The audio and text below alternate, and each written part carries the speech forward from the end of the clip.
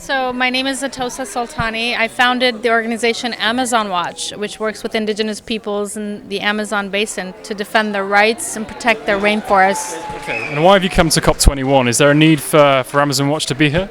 Yeah, Amazon Watch is here accompanying a delegation of indigenous peoples from all over the Amazon, including Ecuador.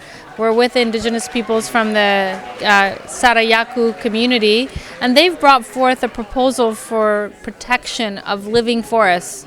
The Amazon is an incredibly biodiverse place, and we're, in our generation, could see the collapse of the hydrological cycle and destruction of an area the size of France every year. Would you say the indigenous voice is largely silent at these talks? Are there enough forums for them to express themselves? I think the indigenous voices are not at the table. These indigenous peoples are know the traditional ways of living with the forest and have wisdom for humanity about how we relate to nature and how we should respect nature and see ourselves as a part of the web of life. And that message is not here. Here we're seeing a lot of siloed solutions that look at one problem at a time. But climate change invites us to look at the whole thing, at the whole earth, and relook at everything, our economic systems, our equality in gender and racial and economic equality, as well as our relationship with nature and with all living beings. And that's what indigenous peoples bring. They represent this idea of holistic worldview that looks at future generations as the most important responsibility that we have.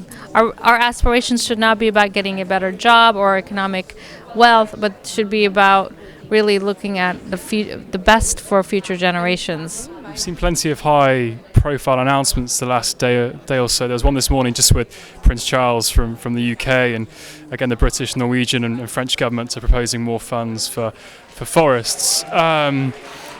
Is it enough? Are they tackling the right problem? And is there? Are indigenous people aware of this? Is there ultimately a very big disconnect between the boardrooms and the high-profile tables in Paris and what's happening on the ground? Well, there's no question we need more funding to go to strategies to protect the forest, but that strategy has to be tied to things like the government's own policies to do no harm. Instead of working to protect specific initiatives for the forest, why don't the governments first stop drilling for oil and gas, looking for more fossil fuels, stop leasing out lands to mining companies and building large dams and building roads? Those are the things that are killing the forest. First, do no harm, and then I think there is a significant work that can be done, especially indigenous peoples in the Amazon make up about a third of the Amazon. A third of the Amazon is indigenous lands. Their lands always look to be the best protected. It has sort of the best forest protection going on because indigenous peoples just live differently in harmony with the forest. So I haven't looked at the specific proposal. I'd love to hear more about it. But the idea of putting forests into markets and trading carbon credits is something we're very much opposed and very much think is short-sighted. It's like using the same mindset that created the problem to solve the problem. And we think that's insanity. Thanks very much. We'll leave it there. Thank you.